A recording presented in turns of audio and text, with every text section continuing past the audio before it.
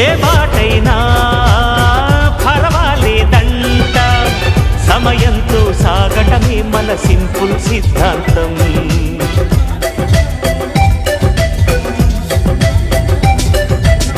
చిరుగాలికి పరిమళమిచ్చే సిరిమల్లెల వనమై ఉందాం.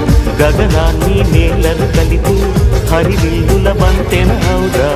ఆనందం అంటే అర్థం మనమందా, ప్రతి పూట పాతై సాగే హుషారు సరిగమలో. ఎన్నో ఎన్నో